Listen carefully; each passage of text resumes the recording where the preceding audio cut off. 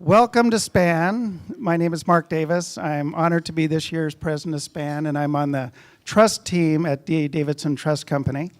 And we're thrilled today to have 31 people, which I think is another record, that have never been to SPAN. So for those of you who have not been to SPAN, please stand up and we'll give you a big welcome.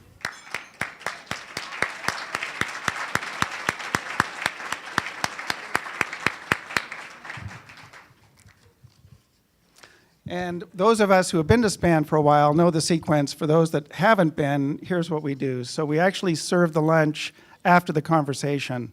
You're welcome to enjoy your salad, your rolls during the conversation, but actually lunch isn't served till about 1:45. And then we have a table discussion where there's a table captain at every table. So for those of you that are new, you're not a table captain, obviously. But for those of you that have been here for a while and have been table captains, which many of you have been table captains for years, please raise your hand if you're a table captain. Good, looks like we're covered. For those that aren't sure what to do, just look at the table captain. They'll direct you after the conversation. Because what we really want to do is learn from what we hear today about our clients that have charitable intent and how we can improve that over the years. And it has worked. SPAN does work in improving conversations and helping those clients that have charitable impact be more impactful. So that's really the mission of SPAN. After lunch, we'll have a couple final wrap-up comments, and then you can go holiday shopping. So our sponsors are key to SPAN. We were fortunate last year to have Bloodworks Northwest step up and be a gold sponsor, which allows them to have a reception, which they did. Thank you, Regina. And we had an impact investing reception that went really well. There were about 80 people attended. So D.A. Davidson has decided this year to be a gold sponsor. So for anybody else that would like to be a gold sponsor, feel free to also become one this coming year. Or if you would like to be a sponsor, let me know.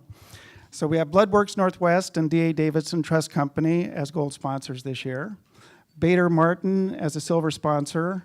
Clark Nuber, Columbia Bank, Del Prado Philanthropy Advisors, Ernst & Young, Filament Advisors, Goldman Sachs, Helsel Fetterman, Pratt Legacy Advisors, Children's Hospital, U.S. Bank Private Wealth Management, and Whittier Trust. So if we could please give our sponsors a big supporting.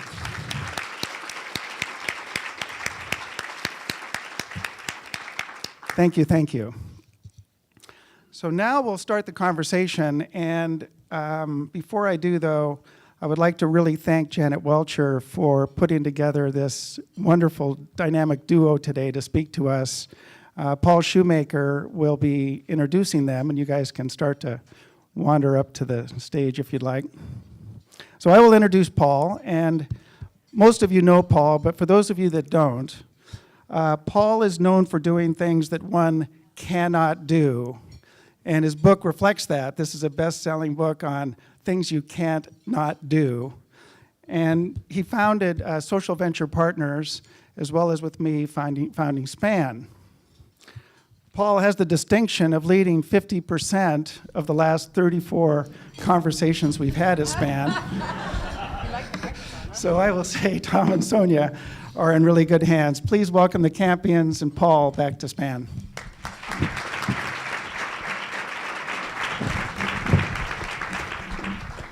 All right, great to see everybody on a beautiful sunny December day. This is going to be a lot of fun. These two are not passive in how they go about doing their work. So I think you will be energized by learning from Tom and Sonya and what the work they do in their foundation and their advocacy work. I'm going to let you tell that story. The best place is always to sort of start at the beginning, just a little bit about why these guys care about Arctic homelessness, philanthropy. We'll start with you, Tom. Sonya, we'll pivot back and forth. Why are you focused on what you're interested in? So let me give you 30 seconds where the money comes from. I've been in retail 56 years. I'm a third-generation Washingtonian. I founded Zoomies, co-founded it 40 years ago in Northgate Mall, and we took it public in 2005. Zoomies is the largest action sports lifestyle retailer in the world. We have 702 stores in 6 countries, 600 in the United States. So I'm a card-carrying business guy that works with not this age group, a 12 to 18-year-old kid. So I'm nervous as hell in a sport coat talking to whatever this represents here. I'm more interested in somebody who's got a tattoo and body piercing. But with that, we're going to let Sonya kick it off what we work on. I got a tattoo, so Well, good for you. Paul, you are not our customer. Thank you very much for having us here. People say, wow, I've never heard you and Tom speak together on the stage. And I said, that's because we never have. So a little bit of marriage counseling might be going on here.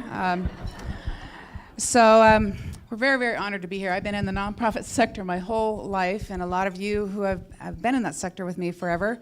I'm especially honored to have Lou Pritchard here, my mentor in all things.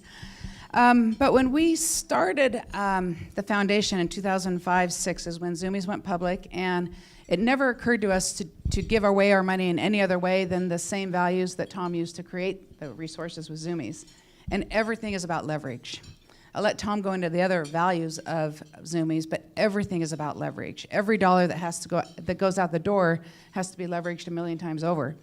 And so we had 3 areas that we focus on. Wilderness was always going to be our primary focus, and because they don't make more land, and the urgency of protecting it is what Tom has spent his life on. So that's a majority of what we do. But we knew we wanted to do more, and we knew we wanted to help people, and I had been in the nonprofit sector for a long time, so we did a scan and looked around, and quite frankly, this was going to be just our checkbook philanthropy. An easy way that we would just help people but really focus on wilderness. And we landed on homelessness because in Seattle, the leadership in this nonprofit sector is extraordinary, absolutely extraordinary. These people know how to end homelessness. They just need the resources. And so we thought that that would be an area we'd focus on. We weren't really sure how. But one morning, I was swinging by our offices right downtown across from Macy's on 3rd and Stewart, kind of in the heart of a lot. And I was swinging by our office at about 6:30 in the morning on the way to the airport, and I had to pick up a file, and I parked right in front, and this white van pulls up and drops off about a dozen kids, and they looked like Zoomies kids. And I can get a little emotional here, but they had backpacks, and they were tired, and they were just dumped out of this van. And I thought, wow, what's going on here? You know, for a school, that's a little early to start a field trip. And then I looked closely. And what I came to understand is this is one of those systems that are broken that causes homelessness. These kids were being dumped out of juvenile detention, out of the criminal justice system, and dumped on the street at 6:30 in the morning. So that's when I learned what systems are, and systems changes that need to be fixed to help homelessness. And then the third area that we focus on is capacity building. And quite frankly, that was just so that our own grantees in wilderness and homelessness could fight the good fight. They needed capacity.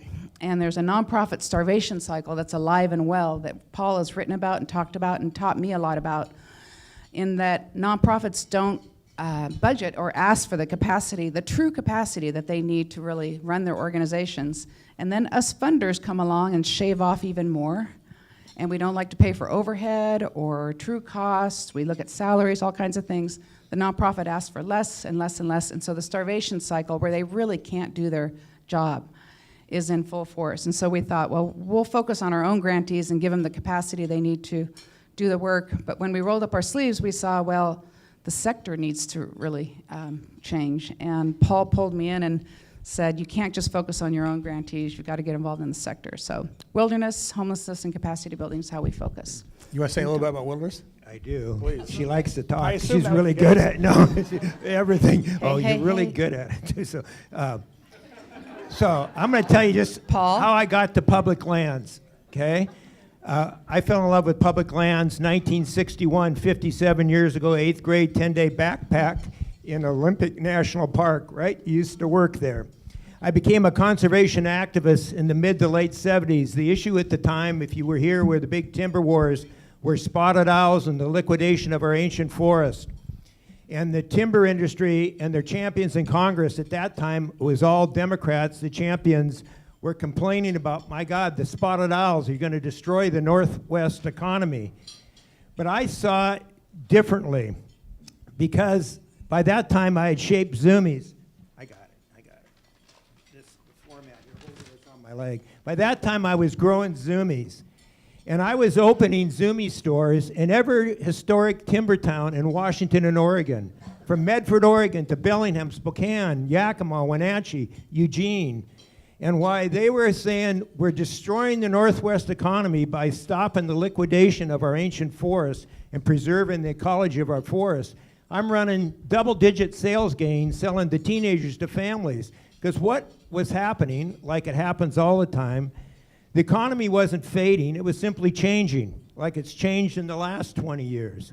So my passion working in the conservation business with a huge influence coming from my business background, how this works. I grew zoomies the first 20 years in the American West, and we've taken that, what we work on, all the way to Alaska, all the way to the Arctic Ocean, and the epic battle for the Arctic National Wildlife Refuge, where the issue isn't big trees, it's oil under the ground. Awesome. You guys clearly have a little bit of passion about this stuff. So the way you go about this work, you've got some sort of like unique frameworks, unique structures by how you take on this kind of complicated work. Who wants to start on that one? I'll start. Frameworks are kind of my thing, not Tom's so much, but framework is going to be on my tombstone here because I love frameworks. We have about 5, when you asked us this question earlier, we actually thought, well, what do you mean our framework? And then we realized we have 5 tools that we use. And we've been inspired by several people in this room. Lou Pritchard gave me a lucky silver dollar to come up here, a longtime human rights attorney. Ellen Ferguson, who shows up everywhere and really stands up. So we have our first tool that we use is our own leadership. We show up, we engage, we ask for money. We've asked several of you in this room for money already today. We're on boards, we wear it on our sleeve. Tom wears the Arctic Refuge and Wilderness, and I wear homelessness and capacity building on our sleeve. So we use our own leadership. Our staff uses us in leadership roles to really try to leverage other communities to give. But our own leadership, our own personal giving, we kept our donor advice fund at Seattle Foundation. I think they're here today, Fidelma. Seattle Foundation has smart, strategic staff, so we can stay involved in the larger civic good and our own personal giving, but not confuse, mix in those grants with our foundation. So our third one is our C3 foundation. Our fourth is we added a C4 foundation, which we're going to talk a little bit more about in terms of to accelerate. Everything we do is advocacy and it involves people doing the right thing, so we had to accelerate that. And then our fifth is our political giving. So we've got 5 tools that we weave together for our goals, and we stay on mission and we stay on message of our 2 main goals of wilderness and homelessness. So what I'll add to that, we went public in '05, but Sonya and I have both worked in the nonprofit movement our whole adult lives. And when we went public, we had both worked in different parts of the nonprofit movement. Early part of this century, you could see on the public lands fight that the battle was getting far past what you could just do with the grantee and have them advocate for you. And I've served on boards now on environmental groups that work on different issues. So you realize you had to do more. There was a court case in the last 10 years called Citizen United that, without getting in great detail, basically it said political money equals free speech, and it lifts the cap on all political donations. And you could say, oh my God, that's terrible and all that stuff. But that's the reality of the world we live in as we give this wealth away. And Sonya and I, we talked, we realized, and it's all about leverage. It isn't about just tax avoidance and going out a long time. It's about how much you can get done, whatever your strategies and your strategies are in the areas you work around, for the least amount of money. So we formed a C4. We flipped our staff into C4, but there's no limit on the amount they can advocate. And we love giving political hard dollars and the leverage it gives to us, to our champion that work on our issues. In the last 20 years, for the most part, it's been on the progressive side of the party. We give the politicians, we give to political action committees, and all those around with a strategic message around Save the Arctic, work on protecting our national forests, our national parks, work on homelessness and these pots of money. On homelessness, I'm a Catholic, I go to church when I'm home up at Cathedral. You can pass that plate every Sunday and you think you're feeding the poor or whatever. 90% of the pots of money for homelessness, come to federal government, good government, that you should tell your elected officials, this is what I want you to stand for, whatever. So the leverage with us, mixing politics with our C4, with the nonprofit, we think we get more out of the total we give away than just strictly working with nonprofits to advocate. So you guys used a few terms in there that we haven't used up here a lot. C4, hard dollars. Just real quick in the room, how many folks know what a 501c4 is? Okay, probably 2/3. So tell us a little bit more about what a C4 is. Ground us a little bit more about what that vehicle is and how you guys put it to work. Okay. Well, first of all, every philanthropic issue that you or your clients care about, every single issue, and if we had more time, we could play a game where you could challenge us on this, but every issue involves public policy, and it does matter who's in office. And I realized that I had been part of the confusion of that for a long time. I was a fundraising consultant with the Collins Group, which is now Campbell and Company, and we worked on many, many capital campaigns. And I remember at the conclusion of a very successful capital campaign, of course, because I was their counsel, and it was a huge human service agency of which they had $20 or $30 million of public dollars. But a couple board members took very prominent stances against the housing levy. And I called the CEO and I said, hey, you better talk to them because you just took $4 million from the levy for the capital campaign, and I know they don't know that. And she said, oh, no politics in the boardroom.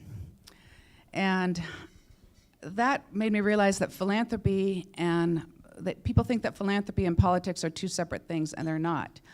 Every major campaign, for example, that campaign had 10 years of public policy that had gone into it, with zoning, with levies, with all kinds of things that the board really didn't know. So Tom and I think everything is a mixture of public policy. And so I ask our staff, how do you use, now that we have a C4, it's been, Tom, 2 years, 3 years, C4? I said, how has it helped? And they didn't hesitate. And across all of our issues, it's been able to accelerate building champions. We focused, our C4 was able to give to the House and Senate PAC and the Washington State Legislature, and we really focused on building housing and homelessness champions. And we had probably the best session in 20 years last year with that leveraged hundreds of millions of dollars for housing and homelessness. And these champions know that we expect them to keep standing up for that. So, but I appreciate that, Mark, but I'm going to turn it back on all of you in terms of these elected officials, of which you all have them, tell us all the time they never hear from anybody about housing and homelessness. From their donors, they don't hear. So they've got to hear from you on these things. The other thing that our C4 has been allowed us to do is that we can get our own grantees in front of elected officials that we have relationships with. We've been able to turn our wilderness advocates in DC or homelessness into homelessness advocates and taking our grantees with us. And then the third area is communications. We're able to do really rapid fire communications, partisan-based communications on issues around and we can do it quickly. You can add to that? Yeah, just let me say a little bit about on the public land side of what we do. We give grants to other C4s, so like League of Conservation Voters, huge champions getting in the political arena and getting conservation champions elected nationwide, like Maria Cantwell and Patty Murray. But I'll tell you, I think our most pound for pound, the biggest return we get in our dollars, we give a lot to super PACs. Now, oh my God, politics and it's nasty, brutish business, and you look what's going on now. Who wants to play in that arena? But we give to the House Majority PAC, which is the Nancy Pelosi PAC, and the Senate Majority PAC was a Chuck Schumer PAC. Not just to give, but along with the message that the economic value of preserving Bears Ears National Monument or the incredible ecological importance of the Arctic National Wildlife Refuge. Our staff, our C4 advocates 24/7, where we have the relationship with the elected. They build the relationships with the chief of staffs and the legislative directors for each of these, whether it's House or Senate, whether it's federal or down to the state, going at it all week long that this means something, this means something. The other thing Sonya and I do together, we hold political events. We hold fundraisers at our house or in town, not just for electeds, but for party, and say, we stand for these values. And it means something to them. And since Citizen United, the cost of getting elected is way more. Now, I won't cover this. I'm going to turn it back over to you, but I hope I get a question. from a wealth advisor of, I don't like this, I'm afraid of this, my clients wouldn't like this, and I'll tell you what you can do, okay? Go, you set it up, go. So, most people don't, right? You might not know the issue, you might be sitting and talking to somebody, right? And they're gonna like, you feel foolish, and a lot of people don't. We work with a lot of donors in the conservation side that don't. So you do one of two things. You hire incredible staff. Culture Point, we brought from Zoomies. Sonya and I have incredible staff. They've been empowered to be able to do this. Or you hire a lobbyist that wants to work on a particular thing. So it doesn't have to be you, but the money gets you access. And anybody that thinks that's disgusting, you shouldn't be working in the nonprofit world to begin with, because that's the reality of where we are today. And it's all about getting the most back to leverage for whatever you want to work on. So a lobbyist or great staff if you don't want to do it yourself, and we use all three. We have lobbyists, we have incredible staff, and then we do this ourselves. So whether you like it or not, you work with the world as it is, not as you wish it were. That's right. Yeah. Just like Zoomies. Yes, It's like correct. retail. It's teenage clothes. So homelessness, I think, is on all of our minds in Seattle, and your statement that we could solve it if we had enough money probably makes some of us scratch our heads. You've been so deeply involved in this for a long time. Tell us a little bit, you told us kind of why you're involved in it, but how has your strategy changed over time? How do you work with other institutions? Just give us a little update on where's your head at around homelessness and how to work on it. Well, this is a big topic, and you all walked past people on the street today, and we all want to help, and I encourage you, do help. But there's a couple different ways. Direct service, where you help somebody get out from the cold tonight. I encourage you to give. We've all got to do that. But they'll be back on the street tomorrow. So going back to those kids that were being let out of the van at 6:30 in the morning, that's when we really, really learned a lot about systems. And there's 13,000 teenagers in Washington State from 12 to 24 that are on the street. We call them unaccompanied youth. There's more that are with their families. I think there's 34 or 40,000 kids overall. But 13,000 kids, and there's 4 million in the country that are on their own. And so we chose to really zero in on that and really zero in on systems change there. And you do this by affiliating with smart strategic organizations, and there's a lot of them. But we worked with the Governor Inslee, to reorganize his administration, that every department that touches kids, I think there's about 13 or 15 departments, is now streamlined through a new Office of Homeless Youth. It's not just a bureaucratic, another office, it's actually streamlining to make those more effective. So that was the first thing we needed, and we worked with smart organizations to do that, like Youth Care and Mockingbird Society. But government can't do it all. And so the next phase was to launch a campaign, and we looked all over the country, all over the world actually. We found a model in Canada, and there's handouts on the table out there, and it's called Away Home Canada, and we launched Away Home America and Away Home Washington, and we just launched it about a month ago with Pearl Jam here in Seattle. And what that is to then go deeper into communities. We're going into 4 communities. We're Walla Walla, Yakima, Spokane, and Tacoma. We've launched 3 of them, but to go deep into communities to help really make that systems word real in terms of what needs to change in that community, what's personal to Tacoma that's different in Spokane, and then take that information and knit together a statewide system. We hope to have at least 20 anchor communities in Washington State. But then we can also send that data nationally up to National Away Home America to change federal systems. So bringing systems alive in terms of the van dumping kids out on the street, which, by the way, we passed a law. Jim, you probably know that. We passed a law that can't happen anymore. Any child that's discharged from a state system, institutional system, has to have a housing plan. So that's kind of where we're focused now. And I would encourage you all to do both, to give direct service dollars, but then find smart strategic organizations and help get these kids out of those. That story reminds me, the expression, systems are perfectly designed to get the results we get, right? So until you change the system, you will get the kids dumped on the street. And homelessness, we could go on. There's a lot of systems that are created, but they all got created during Johnson's Great Society. There's a lot of well-intentioned, but they've been bungled. And we have a lot of people here who've worked in federal government that know that. And a lot of what nonprofits, advocates try to do is untangle those and make them work better. But a lot of what we get is because of the system we have. Yep. We don't change the system, we will continue to get the results we get, right? Yep. So I'm going to ask questions here of the group here in just a minute, so warm up. So you guys do some work with Fulcrum. Yep. That's your advisors, yep. The Janet Michelle Darcy show. Tell us a little bit about working with them and how they've helped you guys do the work. So it's an honor. Darce, we've been together, you and I and Sonya, doing this for over 20 years, I think. And I guess the technical, you call it financial advisors. They are strategic advisors for us that manage our finances for our C3, our C4, and Tom and Sonya personally.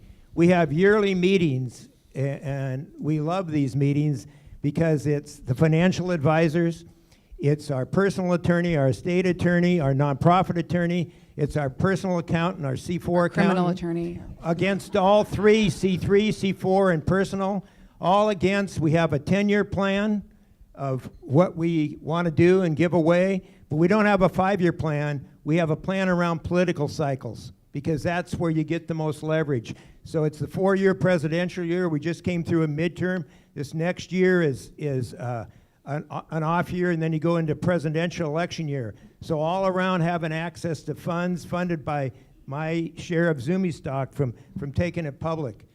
We've sat and talked about, and they've led the charge on no energy stocks except renewable energy.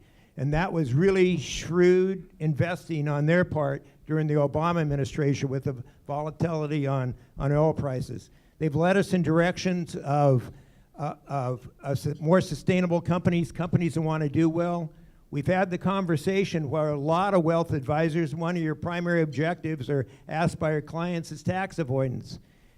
I have no problem, we have no problem, right, paying taxes if it's going to political donations and we can leverage more that we do. And the last thing I'll tell you, it's Sonya and our belief, we're not interested in endowments. Great buzzword in the nonprofit where you put a chunk in and you give 5%. Sometime in the future, you're going to have some other character sitting up here talking about his or her philanthropic goals and problems. But as Sonya just talked about homelessness, and I will tell you on our public lands like the Arctic, because of oil and where we are at this point in our country, we need to work to combat, to solve these problems now rather than it's a real feel-good that you give away 5% a year and it goes on in perpetuity. We have no interest in that. And Fulcrum understands that. They're a great partner. I just wish you'd have a little stronger point of view. So you guys talked out front about having leadership, a giving fund, a C3, a C4, and political giving. You just described the 6th tool you have, which is how you make your investments, right? And how your investments and your assets align with your values, right? That's one of the most important things you can do. Okay, we got a few minutes. How about a couple of questions from the group? He already asked the one he teed up. So back of the room, say it, and I'll repeat it if everybody can't hear it.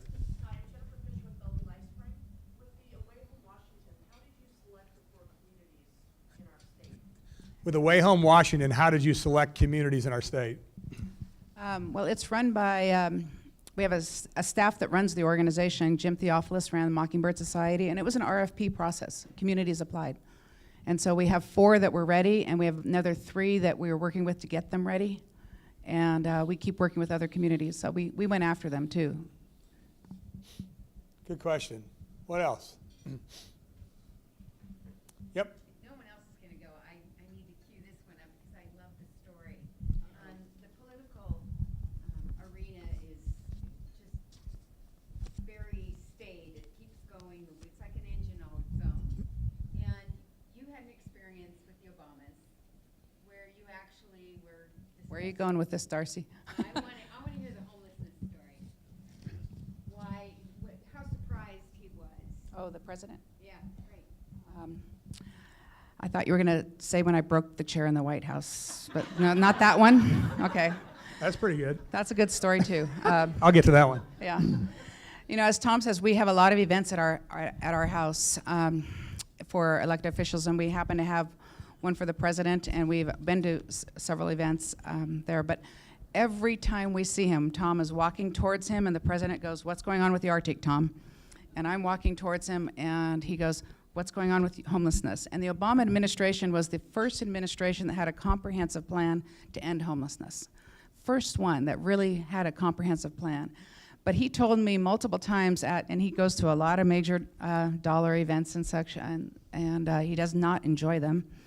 But he told me that nobody all over the country, no one has ever asked him about homelessness at those events. And he knows that I always will. Let me tell you how we got to know him. Like a lot of your relationships with people, your clients and stuff, and didn't work for him in '08. We supported Hillary Clinton in the primary. Gave him money, but the money got bigger as Zoomies grew. Went to an event and said, I'd like you to save the Arctic National Wildlife. It was, you know, you went to an event, you got to meet him. You never call him up and get to meet him. But we stayed on message, and you built that relationship. He loved the fact that we stayed on message. He tells Sonya, it's a high-end event. I've never, ever had any big donor come up to me and talk to me about homelessness. I mean, this really works if you stay on message. At the end of his administration, he was the first living president to visit America's Arctic. He was the first one to put a moratorium on oil in Bristol Bay. First time ever, Alaska's half our shorelines. For the first time ever in the history of our country, or in the history of Alaska as a state. And before he ended up, he protected the entire Arctic Ocean under a law passed by Dwight Eisenhower. Of course, Trump's trying to reverse all that, and it's going to end up in court. He had an epic Arctic legacy that we were part of.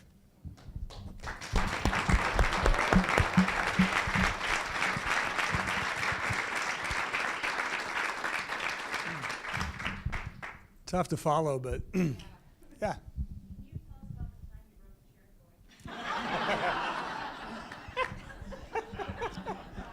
Later. I'd love to hear from both of you what has been your most meaningful gift beyond dollars. What's been your most meaningful gift beyond dollars? Beyond dollars. Or including dollars. I'll adjust the question. Guess what's the gift that's meant the most to you? What stuck with you? What do you look back on and say, that really made a difference? I think I really made the right investment. You know, I'm looking at Lou Pritchard here, and I think the years that we were on the Planned Parenthood board together, and I didn't realize how much legislation we had to do just so people could get in the door, how many barriers were, and that was 20 years ago, let alone now. So I think that was probably the most meaningful. It surprised me the work we had to do, but we did it, and people had access, and it changed people's lives, and that was very meaningful. So I take people to the Arctic Refuge or north of the Brooks Range, and 20 million acres, and you're flying in a bush plane. Took Maria Cantwell in '05, and she was scared to death. She's going to see grizzly bears, and you know, we get off the plane and we set up the tents and stuff. And there was like 6 or 8 of us, and right away grizzlies, and she's like, "Holy shit! You know, what the hell am I doing up here?" And by the next day, in my spotting scope, she had a wolverine with a grizzly bear behind it, and you're looking at an Arctic peregrine just off the left. Came back working with our great friend Senator Harry Reid, led the filibuster to stop the third vote we won under the Bush to stop drilling in the Arctic National Wildlife Refuge. So that gift to her, getting her up there, I think that was pretty meaningful. This. That's awesome. How about one more question? Yeah, back there. In this time of an attack on America's public lands that is not only from the top down but also from the bottom up, how do you make decisions in this era of political blitzkrieg? So to me, it's a leverage. I work in Alaska because it's a third of our public lands. I don't work as much in like, say, Utah, because they go at it pretty hot and heavy down there, like with Bears Ears. And then you look for opportunities.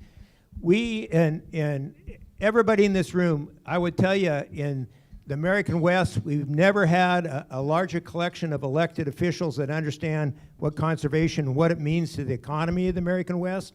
We just don't know how to say it right. So we focus a lot on Alaska because the biggest threats are there.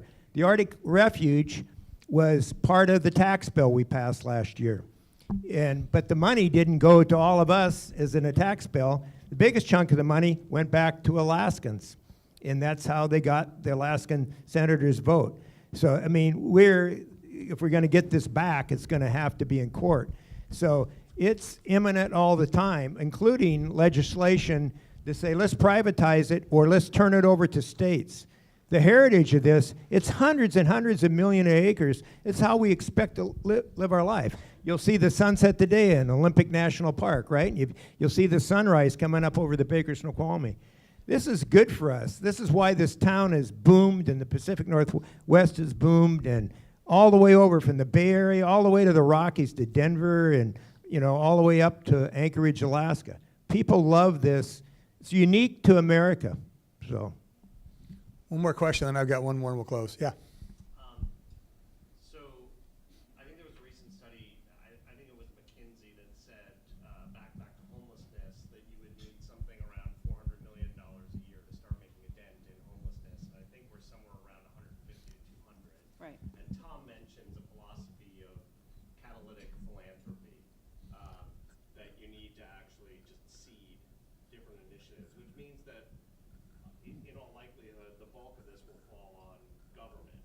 How do you create the political will? How do you create the support for elected officials to do the things that you want them to do? I want to make sure everybody heard this. So there's a study was done that said we would need about $400 million to truly make a dent in homelessness. Right now we spend about $150 to $200 million. How do you create the political will? Because at some point, a lot of that's going to have to be public dollars. You want to start? yeah. So I'd tell you a couple things. 600 stores in the United States. In August, I employed 15,000 millennials, whatever. I've stood up with Patty Murray and say, raise minimum wage. Right. We raise our prices a little bit. Raise it. This is the highest in the nation, but all that doesn't mean anything anymore because omni-channel and everything's on web. And so I can start a kid in Texas for $7.35 an hour, and here we're paying them, I don't know, it's 12 or 13, and it's different, city limits. You need to raise minimum wage, and then you need whatever, let that fall. Zoomies, we'd be happy to endorse that, and we pay a lot of teenagers when they start minimum wage, competing against online plus other retailers. The other thing you need to do, and you need to create the political will for this, in our society at this time where the equity, we're separating classes, the wealth or non-wealth, and everybody just trying to get by, which has created, the speed of technology and globalization has created a lot of the homelessness now. You need to take the earned income tax credit that's done in once a year if you make a little bit.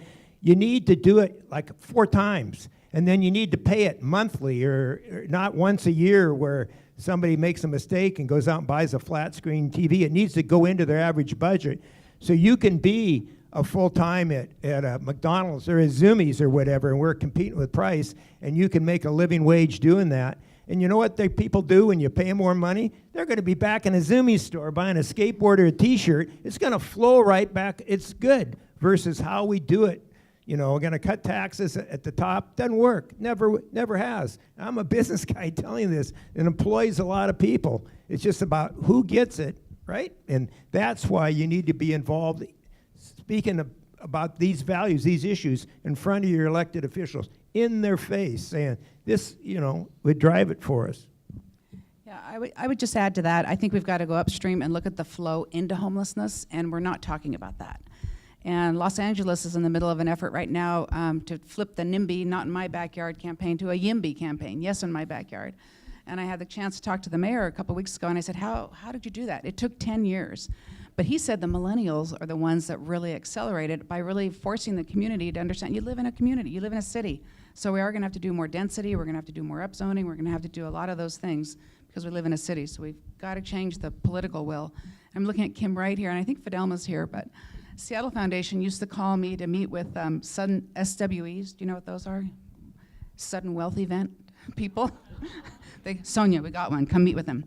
And they wanted me to talk about 2 things, because they can help with everything else, but advocacy and capacity.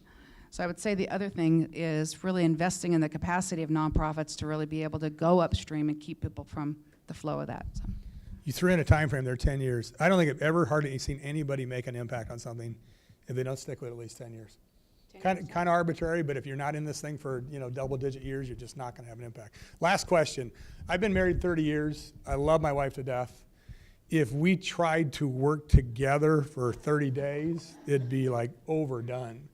So from like 9 to 5, she goes one direction, I go another. How do you guys do this? Do you do it together? Do you sort of have your own domains? You go separate? You're not exactly a pair of, low. You're sitting between us. Low ego. Who wants this one first? Well, I lead on the conservation. Sonya leads on the homelessness. We have these incredible meetings with staff at the high level, at 10,000 foot, talking strategies, how it's changing, how to get involved in politics. I was just back in D.C. doing a presentation on Arctic in front of 4 House natural resource members, Grijalva and three other, and I flip right into youth homelessness, and they're like, what? And I go, let me tell you about this. And so we do it at the high level together. The values and the energy are, we love a lot of passion doing this. And we're not together 9 to 5. Tom's still at Zoomies, thank God. So I like it with the foundation. Though I lead on the homelessness and capacity building, but Tom carries the water on that too. And then the management of the foundation, we have great staff. So you work together on sort of values, energy, direction. You got your own initiatives, and then you have a team that sort of brings it all together, right? I've done a bunch of these over the years. There's no doubt that the last 35 minutes is why we do these conversations. To both of you, thank you for you see the preparation these two did. They really put a lot of thought into this. Thank you to you guys. Thank you to Janet, Michelle, and Darcy for making this happen, and thank you guys all for being here.